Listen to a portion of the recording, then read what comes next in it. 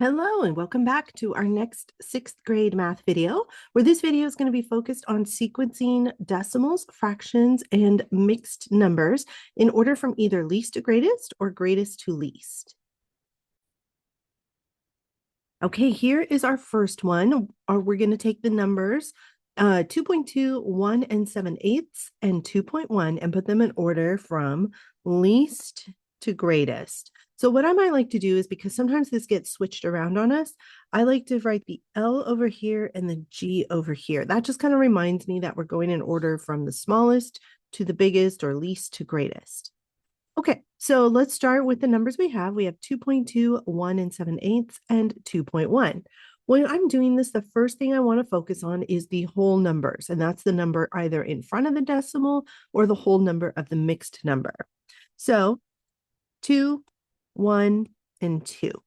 So I know that the one that has the 1, since that is less than 2, would be my least because there's only one of those. So I'm going to put 1 and 7/8 over here.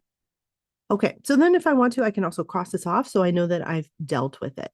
Now the other two have 2 in the ones place, so that isn't enough for me to compare because they're the same.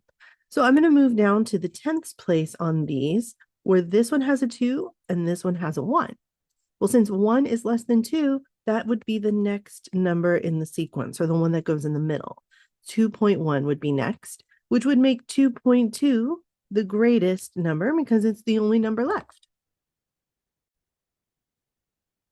Okay, here's my next example. I'm going to put the orders in order from greatest to least this time, greatest to least. So I'm going to put the G for greatest over here and least over here, just to remind myself this is the order we're going in.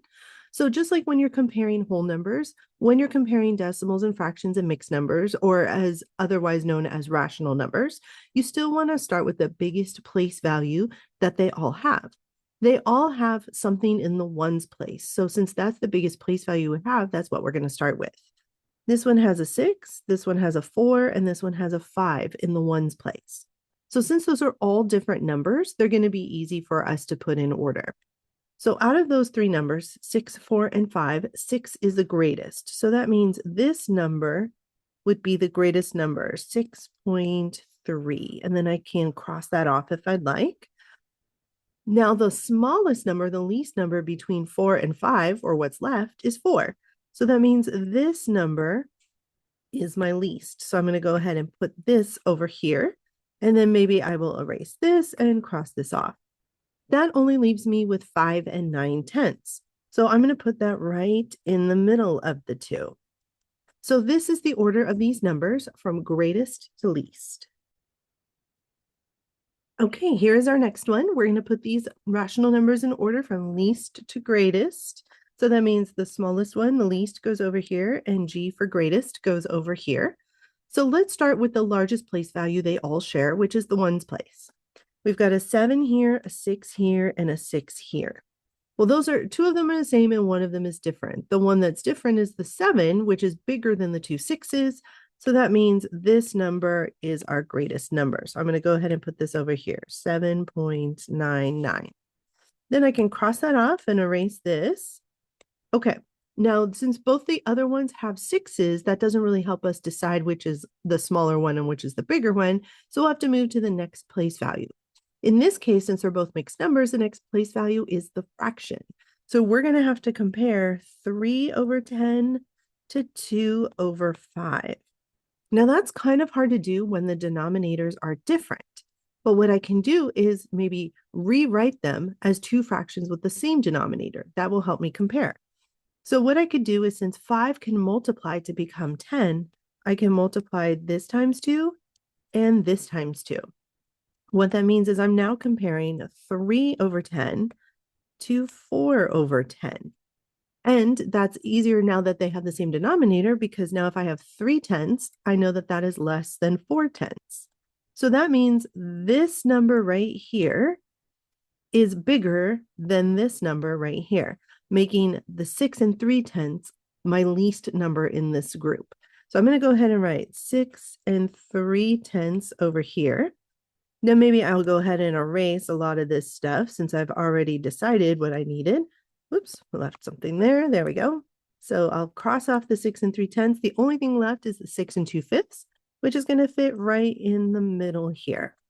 So these are the numbers in order from least to greatest. Okay, here's our next example. We're going to put these numbers in order from greatest to least. So I'm going to put the G over here and the L over here just to remind myself that's the order I'm going in. So again, I'm going to start with the largest place value they all have, which is the ones. And when I look at what they have in the ones place, they all have the same number in the ones place. So that's not going to help me compare, unfortunately. Makes it a little bit tougher. Now I noticed that 3 of these are decimals and 1 of them is a mixed number. So my recommendation here would be to turn the mixed number and rewrite it as a decimal. So we know as a decimal, that number is going to have a 9 in the front because the whole number goes in front of the decimal. But we just have to figure out what 1/6 is equivalent to a decimal. So the most straightforward way to do that is to take the top number or the numerator and divide it by the denominator. That's going to be the easiest way to do that. Now, 6 does not fit into 1, so I'd put a 0 there. I'd add a decimal and a 0 and keep going and put a decimal up into the answer space. So that's how this is becoming a decimal. 6 fits into 10 one time. 1 times 6 is 4. I'm sorry, 6. When I subtract it, I get 4. Then to keep going, I'm going to need to add a 0, bring it down, and 6 goes into 40. Ooh, I want to say, let's see. 6 times 5 is 30. 6 times 6 is 36. So that's 36. And then when I subtract that, I get 4 again. So I'd have to add another 0 to keep going. But I could totally see this repeating. So I'm going to put a little repeating bar above the 6 to show that that's the part that's just going to keep repeating over and over again. Because I'm going to keep getting 6 and it's going to be 36, subtract 4 left over, add 0, 40, and on and on and on. So 9 and 1/6 is the same as 9.16 with a repeat bar on top. Okay, so all of that is going to help us compare it to the rest of the decimals in the sequence. So now we go to the 10th place to see what they all have. This has a 4, a 9, a 2, and a 1. So out of those digits in the 10th place, it looks like the 9 is the greatest. So that number is going to go over here, 9.91. Okay, I'm going to cross that off and erase this. Okay, now the smallest number in the 10th place is the 1 from the one that we just did with division right here. So I'm going to put that as the least, 9.16, repeat. Or I could rewrite it in its original form, which is 9 and 1/6, if I needed to say which of those numbers goes in that order. So I'm going to cross that off. And then what I have left is a 4 in the 10th place and a 2 in the 10th place. Well, 4 is greater than 2, so I'm going to put 9.48 here and cross that off, and then 9.29 here and cross that off. So this is the sequence of the numbers in order from greatest to least. Okay, here's our last example for today. We're going to put these rational numbers in order from least to greatest. So I'm going to go ahead and put L over here for least and G over here for greatest. So you notice that all of them are decimals except for the first one. It's an improper fraction. So before we do anything, let's turn that improper fraction into a decimal. The easiest way to do that is to take the numerator on the top, which is 143, and divide it by the denominator. Okay, so 3 does not fit into 1, so I'll put a 0 there. 3 fits into 14 about 4 times, because that will give us 12. And when we subtract, we get 2 left over. Bring down the 3.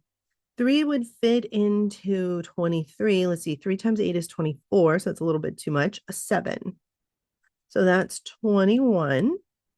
And then we would have 2 left over. Here's where the decimal comes in. We're going to add a decimal after that in the answer space, and then we're going to add a 0 here to keep going. So 3 fits into 20. Let's see, 7 times was 21, so it's a little big. We're going to go with 6 times because that's going to give us 18. And then when we subtract that, so we get 2 left over. Now, if we wanted to keep going, we'd have to add another 0. And what's going to happen is this is going to keep going. because every time we're going to get 6 times 3, which is 18, 2 left over, add a 0, we're back to 20. So I'm going to go ahead and put a repeating bar over the 6 just to show that that's the digit that repeats. So 143 over 3 is the same as 47.6 with a repeating 6 in the decimals. So the reason I went ahead and did that is so that now all these numbers that I need to put in order are in decimal form, and they'll be a little bit easier to compare. So let's start with what's in front of the decimal or the whole numbers. They all have 4s in the tens place, so that won't help us compare. And 3 of them have 7 in the ones place, but this one over here has an 8 in the ones place. Since 8 is greater than 7, that makes this our greatest number. So it's going to be 48.87 over here. Okay, so I'm going to cross that off so I know I've already dealt with that one. And now I'm going to go back to the other 3. Now I'm going to move on to the tens place. That's the next smallest or the next biggest place value they all have. There's a 6 in this one, a 0 in this one, and a 5 in this one. So out of those 3, the smallest one in the tens place would be the 0. So that makes this my least number, 47.08. So I'm going to cross that off. Then I'm left with a 6 and a 5. Well, since 6 is greater than 5, I know that this one is going to kind of go over here, 47.6 repeat. Or if you needed to go back to the original number for your answer, you could write 143 over 3 going there. Then I'm going to cross that off, and the only one left is the 47.58. So I'm going to put that right here in this empty space. All right, and that is that series of numbers in order from least to greatest. All right, thank you so much for joining me today, and I hope to see you again soon.